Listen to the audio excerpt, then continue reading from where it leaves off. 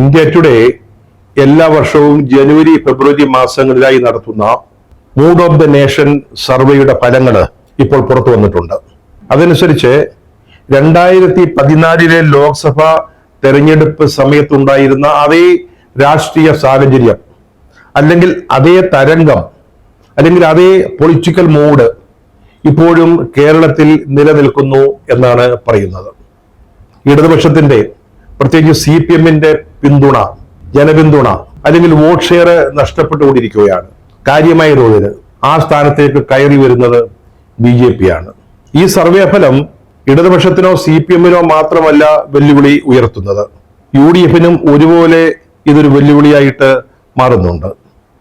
ഈ സർവേ ഒരു ലോക്സഭാ തെരഞ്ഞെടുപ്പ് നടന്നാൽ എന്നത് ഫോക്കസ് ചെയ്താണ് ഇന്ത്യ ടുഡേ സംഘടിപ്പിച്ചിട്ടുള്ളത്. സി വോട്ടറുമായിട്ട് ചേർന്നാണ് സർവേ നടത്തിയത്. അതനുസരിച്ച് ഇപ്പോൾ കേരളത്തിൽ ലോക്സഭയിലേക്ക് ഒരു തെരഞ്ഞെടുപ്പ് നടത്തിയാൽ UDF-ന് 18 സീറ്റ് കിട്ടും, CPM-ന് 1 സീറ്റ് കിട്ടാം, BJP-ക്ക് 1 സീറ്റ് കിട്ടാം, ചിലപ്പോൾ BJP-ക്ക് 2 സീറ്റ് ലഭിച്ചേക്കാം. UDF-ന് 42% വോട്ട്, അവരുടെ വോട്ട് ഷെയർ 42% ആയിരിക്കുമെന്നാണ് സർവേയിൽ പറയുന്നത്. പക്ഷേ LDF-ന്റേത് അത് 30% മാത്രമായിരിക്കും.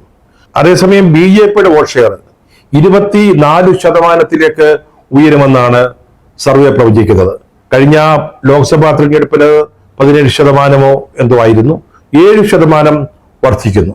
അപ്പൊ വാസ്തവത്തിൽ സംഭവിക്കുന്നത് ഇടതുപക്ഷ മുന്നണിയും BJP-യും തമ്മിലുള്ള വോട്ട് ഷെയറിന്റെ അന്തരം ഒരു 6% കുറയുകയാണ്. 1.25 കൊല്ലം കഴിഞ്ഞാൽ സംസ്ഥാനത്ത് നിയമസഭാ തെരഞ്ഞെടുപ്പ് വരികയാണ്. അതിന്റെ പശ്ചാത്തലത്തിലാണ് ഈ സർവേ ഫലങ്ങള് രാഷ്ട്രീയ പ്രാധാന്യം നേടുന്നത്. നമുക്കറിയാം, ലോക്സഭയിലെ പാറ്റേൺ അല്ല നിയമസഭയില്, പ്രത്യേകിച്ച് കേരളത്തില്. 2019 തെരഞ്ഞെടുപ്പില് UDF 19 സീറ്റും നേടിയെങ്കിലും പിന്നീട് നടന്ന നിയമസഭാ തെരഞ്ഞെടുപ്പില് 99 സീറ്റുകൾ നേടിക്കൊണ്ട് CPM-ന് അധികാരത്തിൽ തിരിച്ചു വരാൻ സാധിച്ചു. പക്ഷെ ഇവിടെ പശ്ചാത്തലം അല്ലെങ്കിൽ സാഹചര്യം അല്പം വ്യത്യസ്തമാണ്. കാരണം 2019 തെരഞ്ഞെടുപ്പിന് ശേഷം അന്ന് ഈ ശബരിമല പ്രശ്നവും മറ്റുമാണ് LDF-ന് ഒരു വലിയ തിരിച്ചടിയാവാൻ കാരണമായത്. അതൊക്കെ പരിഹരിക്കാനുള്ള ശ്രമങ്ങൾ അപ്പോൾ തന്നെ LDF ആരംഭിച്ചിരുന്നു, CPM തുടക്കം കുറിച്ചിരുന്നു. അത് കുറെയൊക്കെ പ്രയോജനം ചെയ്തു. പിന്നീട് അവർക്ക് അനുകൂലമായ രാഷ്ട്രീയ സാഹചര്യങ്ങളും ഉണ്ടായി. അങ്ങനെയാണ് അവര് ഒരു തിരിച്ചറിവ് നടത്തിയത്.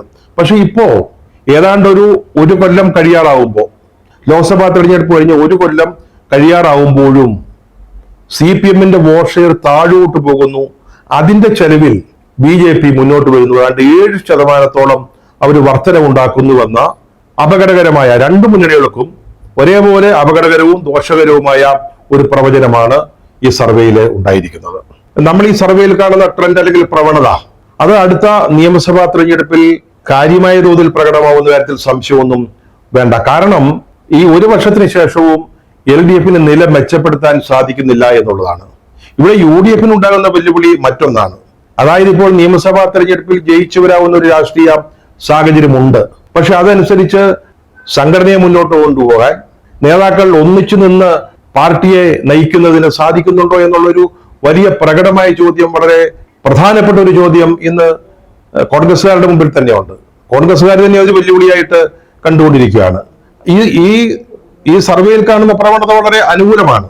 പക്ഷെ അതിനെ പ്രയോജനപ്പെടുത്താൻ, രാഷ്ട്രീയമായിട്ട് മുതലെടുക്കാൻ കോൺഗ്രസിന് കഴിയണം, UDF-ന് കഴിയണം. അത് കഴിയുന്നില്ലെങ്കിൽ ഒരുപക്ഷെ നമ്മൾ ഈ പ്രതീക്ഷിക്കുന്ന ഫലങ്ങൾ, ഈ ട്രെൻഡ് നിയമസഭാ തെരഞ്ഞെടുപ്പിൽ പ്രകടമാകണമെന്നില്ല. ദേശീയ തലത്തിൽ നോക്കുകയാണെങ്കിൽ കഴിഞ്ഞ 3 നിയമസഭാ തെരഞ്ഞെടുപ്പുകളിൽ BJP നേടിയ അല്ലെ കൈവരിച്ച നേട്ടം, അതായത് ഹരിയാന, മഹാരാഷ്ട്ര, ഇപ്പോൾ ഡൽഹി, അതിന്റെ ഒരു വലിയ പ്രയോജനം ഈ സർവേയില് BJP-ക്ക് അനുകൂലമായിട്ട് പ്രകടമാകുന്നുണ്ട്. ഇപ്പോൾ തെരഞ്ഞെടുപ്പ് നടക്കുകയാണെങ്കിൽ NDF സഖ്യത്തിന് 343 സീറ്റുകൾ വരെ ലഭിക്കാം എന്നാണ് സർവേ പ്രവചിക്കുന്നത്. അതേസമയം ഇന്ത്യ ബ്ലോക്ക് 188 സീറ്റുകളിൽ ഒതുങ്ങും. അതുപോലെ തന്നെ ഇന്ത്യൻ നാഷണൽ കോൺഗ്രസിനെ നയിക്കുന്നതിന് ഏറ്റവും പറ്റിയ ആൾ രാഹുൽ ഗാന്ധി തന്നെയാണെന്നാണ് ഇപ്പോഴും ഈ സർവേ പറയുന്നത്. ഏതാണ്ട് 49% ആളുകൾ രാഹുൽ ഗാന്ധിയെ അനുകൂലിക്കുന്നുണ്ട്. സച്ചിൻ പൈലറ്റ് ആണ് 2ാം സ്ഥാനത്തുള്ളത്. 8 മുതൽ 17 വരെ ശതമാനം ആളുകൾ അദ്ദേഹത്തിൽ പ്രതീക്ഷ അർപ്പിക്കുന്നു. അതേസമയം പ്രിയങ്ക ഗാന്ധി മൂന്നാം സ്ഥാനത്ത് 8 മുതൽ 12 വരെ ശതമാനം. അതുപോലെ തന്നെ പ്രതിപക്ഷ നേതാക്കളുടെ കാര്യത്തിൽ ലോക്സഭയ്ക്കകത്തും രാജ്യസഭയ്ക്കകത്തും പുറത്തുമൊക്കെ പ്രവർത്തിക്കുന്ന പ്രധാനപ്പെട്ട നേതാക്കളുടെ കാര്യത്തിൽ ഇപ്പോഴും മുമ്പിൽ നിൽക്കുന്നത് രാഹുൽ ഗാന്ധി തന്നെയാണ്. 25% പേര് അദ്ദേഹത്തിന്റെ പെർഫോമൻസ് അല്ലെങ്കിൽ പ്രകടനം ഔട്ട്സ്റ്റാൻഡിങ് ഏറ്റവും മെച്ചപ്പെട്ടത് എന്ന് പറയുന്നുണ്ട്. 24% പേര് മെച്ചപ്പെട്ട പ്രകടനം എന്ന് അഭിപ്രായപ്പെടുന്നു.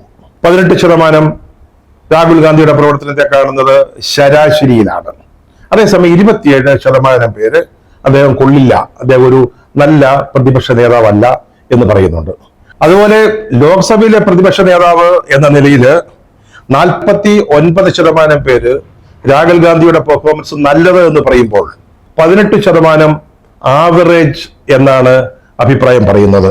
27% പേര് അദ്ദേഹം ഒരു നല്ല പ്രതിപക്ഷ നേതാവല്ല, ലോക്സഭയിലെ നല്ല പ്രതിപക്ഷ നേതാവല്ല എന്ന് അഭിപ്രായപ്പെടുന്നു. അതേപോലെ 64% പേര് യഥാർത്ഥ പ്രതിപക്ഷമായി BJPയെ നേരിടാൻ പറ്റുന്ന പ്രതിപക്ഷ കക്ഷിയായിട്ട് കോൺഗ്രസിനെ കാണുന്നുണ്ട്. കോൺഗ്രസ് നേതൃത്വം നൽകുന്ന ഇന്ത്യ ബ്ലോക്ക് തുടരണമെന്ന് 65% പേര് ആഗ്രഹിക്കുന്നു. അതിനെ നയിക്കാൻ പറ്റിയ ആളായിട്ട്, കെൽപ്പുള്ള നേതാവായിട്ട് ഇപ്പോഴും ഭൂരിപക്ഷം പേര് കാണുന്നത് രാഹുൽ ഗാന്ധിയാ. പക്ഷെ കഴിഞ്ഞ വർഷത്തേതിനേക്കാൾ അദ്ദേഹത്തിന്റെ സ്വാധീനം നഷ്ടപ്പെട്ടിരിക്കുക. ഇപ്പോൾ ഈ സർവേയിൽ പറയുന്നത് 24% പേർ വിശ്വസിക്കുന്നത് രാഹുൽ ഗാന്ധിയാണ് ഇന്ത്യ ബ്ലോക്കിനെ നയിക്കാൻ മെച്ചപ്പെട്ട അല്ലെങ്കിൽ മികച്ച നേതാവ് എന്നാണ്. രണ്ടാം സ്ഥാനത്ത് മമതാ ബാനർജിയാണ് 14%.